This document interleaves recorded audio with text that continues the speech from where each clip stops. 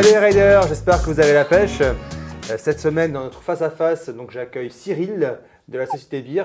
C'est quoi exactement ton titre? Merci, donc moi je suis Rider Gear spécialiste. Ça fait Beer. rêver. Et donc spécialiste de l'équipement pilote, donc je m'occupe de toutes les marques d'équipement pilote chez Beer. Donc j'ai invité Cyril parce qu'il connaît parfaitement la gamme Bell. Et il va nous présenter un petit peu la marque, un petit peu les tendances, les évolutions de la marque. Il y a eu quand même pas mal de changements ces derniers temps. Tout à fait. Ouais. Mais bon, on va commencer par l'histoire, je pense que ce sera un bon début. C'est le début, ouais, c'est le départ. Donc Bell, c'est 1954 de mémoire? C'est bien ça, c'est bien ça. 1954 pour les premiers casques Bell américains. Donc ça a été créé au départ pour avoir des casques en cuir, pour protéger les casques des pilotes, qui n'étaient pas protégés à l'époque du tout. D'accord. Ouais, au départ, je crois même que en fait, le fondateur avait créé, il avait un petit garage et effectivement, il avait créé un casque pour protéger ses potes qui faisaient des courses de bagnole parce qu'effectivement, il avait eu des copains qui avaient eu des accidents mortels. Donc pour le coup, voilà. Et je crois que le premier casque moto arrive un peu plus tard, mais je ne me souviens plus du tout du coureur de course américain qui le portait. Donc voilà. Tout à fait. Mais... Premier casque, donc c'était un... Il a commencé par des Custom 500, celui-ci. Que voici. Voilà. Alors ça, c'est un casque que je pense que globalement, on connaît bien en France, parce qu'il y a un acteur célèbre qui l'a porté. Tout à fait, ouais, il y a été même plusieurs, hein, mais le plus emblématique acteur célèbre qui a roulé en Bell, c'est Steve McQueen, notamment sur ce modèle-ci et aussi sur le Moto 3. Oui. Alors le Moto 3, c'est une version intégrale cross. Voilà, c'est ça. En fait, à la base, c'est le premier casque intégral hein, qui a après été utilisé plus en enduro et en cross, notamment par Steve McQueen, effectivement. Il est vraiment sympa. Je peux le passer parce que je le trouve vraiment chouette. Bon, c'est un plaisir. On le connaît bien, on le connaît un petit peu moins bien. Alors, ce qu'il faut savoir, c'est qu'ils sont tous homologués, évidemment. Hein. Bien sûr, et ils répondent même aux normes américaines. Aux normes DOT et même SNEL pour un certain modèle. Alors, je suis beau. Magnifique. En tout cas, il est bon. Alors là, j'ai vu que c'était une taille L, donc c'est un peu au-dessus de ma taille habituelle, mais il est très confortable. Et c'est vrai que ça donne un vrai look. C'est ça. En fait, on est vraiment sur les casques comme à l'origine, mis au goût du jour, et notamment en termes de sécurité pour les normes, mais aussi de confort. Hein. On voit à l'intérieur qui sont beaucoup plus travaillés et beaucoup plus agréables que les casques des années 70, bien sûr. Là, c'est sûr. C'est vrai que c'est un côté, il est vraiment très doux l'intérieur, presque un côté pyjama. Oui, c'est vrai, c'est ça. On pourrait peut-être se coucher avec. Et ensuite, dans la gamme classique, dans la gamme classique, le Bullet, que voici. Qui est très beau. Tout à fait. Donc trois versions pour le Bullet. Hein, le Bullet en fibre de verre, qui est livré non pas avec une visière bubble, mais avec une visière plate transparente. Le Bullet SE qui est le même en fibre de verre mais avec des décos un peu plus originales, notamment designées par Roland Sand, donc RSD Design. Et après le Bullet Carbone qui lui est livré directement avec une visière bubble transparente mais également une visière plate fumée. Et un petit sac de transport en cuir un peu du style de celui-ci qui est celui du Custom 500. Chouette, c'est vrai que pour le coup c'est sympa d'acheter un casque Bell. C'est ça, c'est le petit plus. C'est le petit plus, ouais, c'est chouette.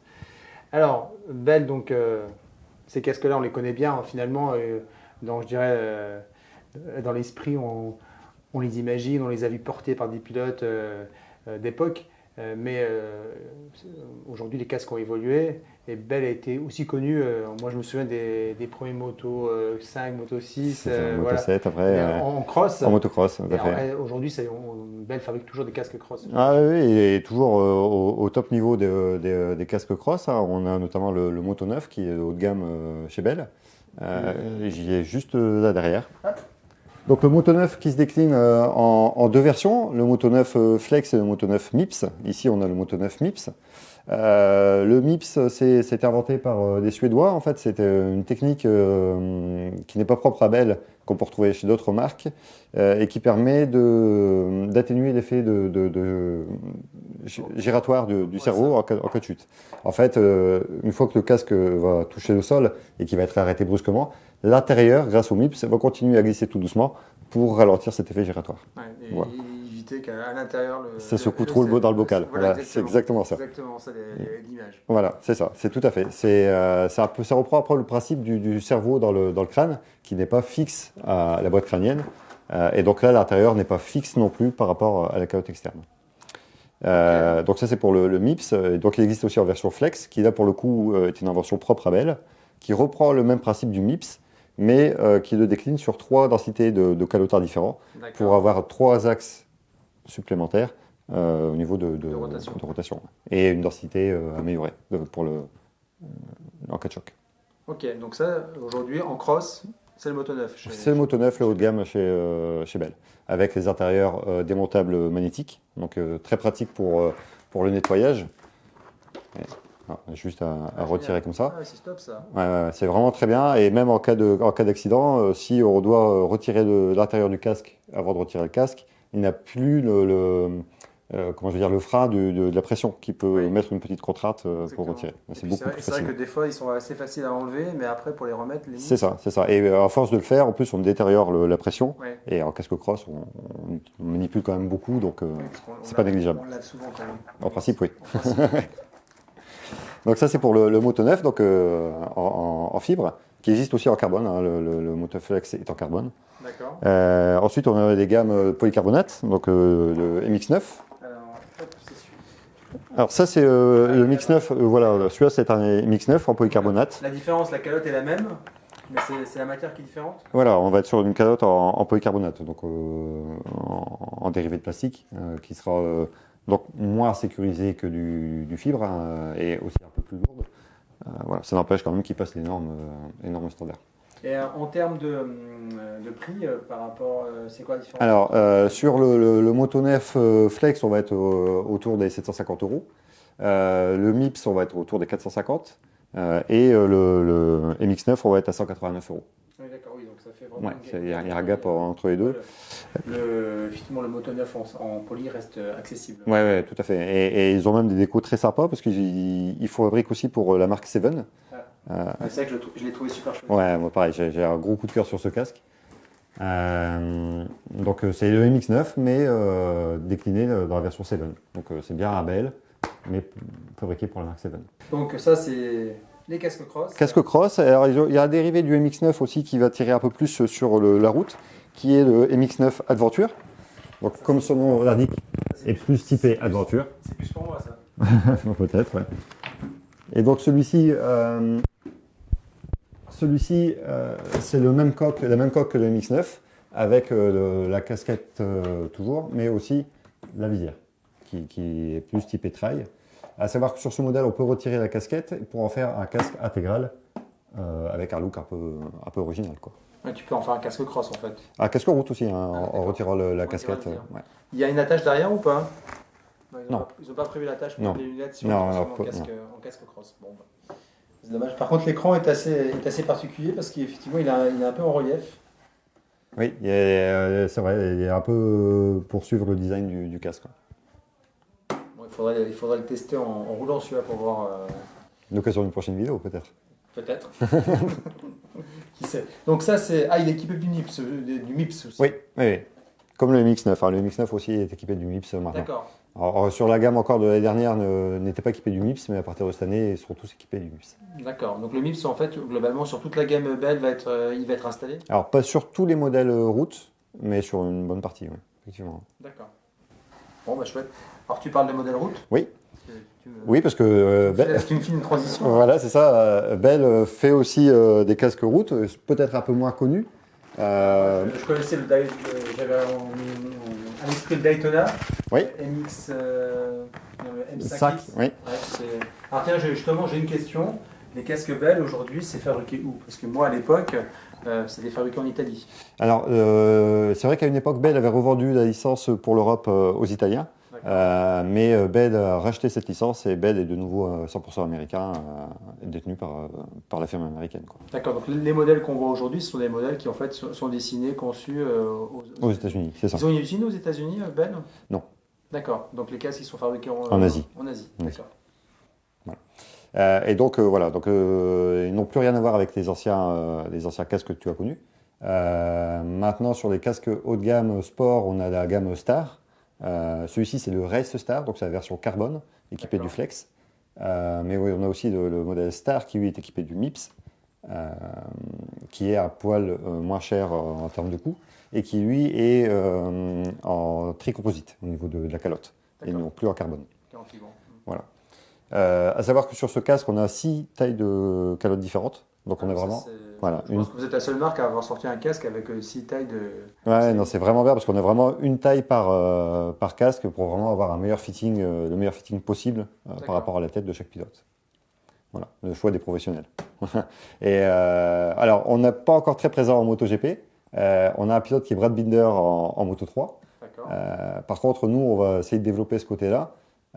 Savoir que en championnat de France Superbike, Kenny Forêt va rouler à partir de cette année avec un casque Bell. Et en mondial super sport, on a un pilote aussi qui s'appelle Loris Cresson, un jeune pilote belge bourré de talent qui a fait une très belle première course et qui va rouler Bell aussi. Bon, bah, j'espère que Bell va revenir à haut niveau comme ça a été le cas dans les années, je ne sais plus, 460, Kenny Roberts dans les années 70, tout à fait. 70, Eddie Lawson aussi. Eddie Lawson également. Bell, donc, j'espère qu'on va revenir au même niveau en tout cas. Ah oui, oui, bah, moi aussi. Hein, tout est prévu pour. Les casques sont adaptés pour. Et voilà, maintenant il faut qu'on communique un maximum dessus et que les gens essayent aussi le casque et ça va passer par là. Voilà, je pense que Bell, c'est une marque vraiment à découvrir pour ceux qui ne le connaissent pas ou à redécouvrir pour ceux qui ont connu un peu les anciennes versions, quoi. D'accord. Donc ça, c'était le casque haut de gamme. Oui, de la gamme Star. Est-ce que vous avez des choses plus abordables? Oui, oui. Alors, comme à déporter que nous sommes. Alors, on a le RS2 qui est juste ici, qui est un casque en fibre avec la visière solaire interne. Qui s'actionne juste ici, voilà. Avec la visière solaire interne. Donc, casque fibre avec la boucle double D. On est à 299 € sur les versions unies et 329 sur des casques avec des versions coloris. D'accord. Celui-là, je vous conseille de l'essayer parce que je pense qu'il ne va pas à toute. Moi, je l'ai essayé. Moi, j'ai un collègue qui l'a essayé aussi tout à l'heure et c'est vrai qu'un peu particulier au niveau du fit. Voilà. Alors après, comme toutes les marques, hein, on n'a pas forcément la tête qui va dans tous les casques. La tête universelle n'existe pas encore. Peut-être un jour, mais. Le casque universel non plus. Le casque universel non plus. Donc effectivement, il y a des casques qui sont mieux adaptés par rapport à certaines morphologies de visage. Ça, c'est vrai pour tout. Donc là, il y a le MIPS aussi qui est intégré dedans, j'imagine, à ce prix-là. Non, sur ce modèle-là, non, il n'y a pas le MIPS. Ah, d'accord. Non, on est sur le modèle fibre, mais pas de MIPS ni de flex. On a un autre modèle aussi fibre, mais cette fois-ci sans visière solaire, qui est le SRT qui va arriver prochainement. Qui lui aura le MIPS alors. Non, il n'y aura pas de MIPS non plus, mais par contre, on va être un poil moins cher, on va être autour des 200 €. D'accord. On est sur un casque fibre, sport, j'ai envie de dire presque un peu plus à l'ancienne dans la conception, c'est-à-dire assez simple. Ok. Qui sera décliné aussi en modulable, qui arrivera aussi court avril. Vous avez des polys aussi des polycarbonates? Oui, on a des polycarbonates. On a le Qualifier DLX qui est juste ici. Hop. Je vais faire l'échange. Et en plus, il est dans une déco qui est quand même super sympa. Hein. Ah, le Titi, il est vraiment chouette. Bell est partenaire? Non, on n'est pas partenaire officiel du Titi, mais ils ont quand même le droit d'utiliser la licence. Ils ont acheté la licence pour pouvoir utiliser. Et donc, le Qualifier DLX, on est sur un polycarbonate, hein, comme tu disais justement.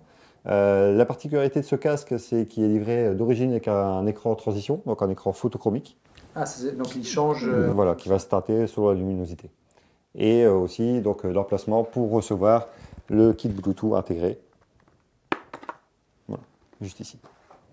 Donc là, c'est pratique parce qu'effectivement, souvent, on ne sait pas où mettre la pince. C'est quoi? C'est un Sena de mémoire? Alors, on peut utiliser le Sena ou le Cardo. Le Cardo aussi. Oui, okay. Prévu pour. C'est prévu pour. Bon, voilà. Donc c'est assez pratique parce qu'en général, on ne sait pas où mettre la pince.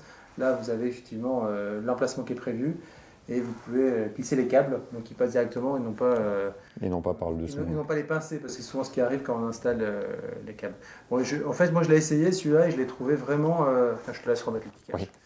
Et je l'ai trouvé vraiment super confortable. Je l'ai trouvé plus confortable. Alors, celui-là, il est à combien ce poly? Alors, celui-ci, on est à 279 €, du fait de l'écran photochromique. Oui. À savoir qu'il existe une version, donc le Qualifier DLX, mais sans visière photochromique, qui s'appelle le Qualifier DLX Blackout, et qui lui est livré avec une deuxième visière fumée. Okay. Et là, on est à 180 €. Top. Et... moi, en tout cas, je l'ai trouvé vraiment très confortable. Et je l'ai trouvé plus confortable que le modèle au-dessus en fibre qu'on. D'accord, tu vois, comme quoi. Ok, et puis c'est vrai que le petit côté avec la visière photochromique, c'est sympa, ça évite de racheter du poids au casque. Donc, Tout à fait. L'inconvénient de la visière solaire interne, c'est également donc le poids. On rajoute toujours entre 100 et 150 grammes pour la visière interne. Et aussi le fait de creuser un petit peu pour dire de passer la visière, c'est évité par le photochromique, quoi. ouais, non, c'est top. Bon, mais c'est chouette, je crois qu'on a fait le tour de la gamme. Mais oui, après, donc il manquera juste les modèles qui ne sont pas encore arrivés, qui vont arriver. Alors, c'est quoi justement un peu les tendances? Qu'est-ce qui va arriver cette année? Alors, comme nouveauté qu'on n'a pas encore reçu, donc il y a le fameux SRT, hein, le casque fibre de conception assez classique. Le SRT modulaire, qui lui va être le modulable, qui est équipé, qui est homologué, qui a la double homologation, donc homologué pour être ouvert avec un verrouillage. D'accord, donc on aura un modulable cette année. Un modulable fibre. Il arrive quand, tu sais, t'as une idée? Mi-avril. Mi-avril. Mi-avril, ouais. Bon, il va falloir que tu reviennes alors. Ah bah écoute, avec grand plaisir, avec grand plaisir. Ok. Et on a aussi un petit jet qui s'appelle le Riot, qui est plus typé custom, que certaines personnes peut-être connaissent déjà s'ils roulent en Harley Davidson, parce qu'ils fabriquaient des casques pour Harley Davidson. Donc le petit casque jet un peu bol, comme ça, homologué quand même. Et aussi le scooter, aussi, qui est un petit casque jet aussi également qui va arriver, une nouveauté de 2018. C'est chouette, on va pas s'embêter cette année. Non, ils ont vraiment une grosse gamme, c'est chouette, comme tu dis. Et donc j'imagine qu'ils ont une grosse volonté aujourd'hui de pénétrer le marché français. Tout à fait, c'est pour ça qu'ils nous ont choisis comme acteurs, parce qu'on touche une grosse partie des clients français et même étrangers, parce qu'on développe aussi Bell sur la Belgique, notamment. D'accord. Donc on devrait bientôt voir des casques Bell dans énormément de points de vente en France, ce qui va, je pense, redonner un petit peu, redorer l'image de Bell et permettre aux motards, aux riders de l'essayer, parce que je pense qu'il faut les essayer, il faut les voir, il faut les toucher, parce qu'ils sont vraiment très beaux. C'est ça, et ça donne un petit... C'est une marque qu'on a envie de voir, en tout cas revivre en France. C'est ça, et en plus ça donne un petit côté différent de ce qu'on voit sur le marché actuel. Donc ça fait du bien aussi de voir un petit peu de sang neuf, j'ai envie de dire. Bon, bah, merci les riders, merci Cyril. Merci à toi de m'avoir invité. Bah, écoute, c'était avec plaisir. Merci de nous avoir suivis donc, dans ce face-à-face avec Cyril pour la marque Bell. À très bientôt. N'hésitez pas à commenter cette petite vidéo sur les réseaux sociaux. Et puis à bientôt pour un nouveau XTM Show ou un face-à-face. À bientôt.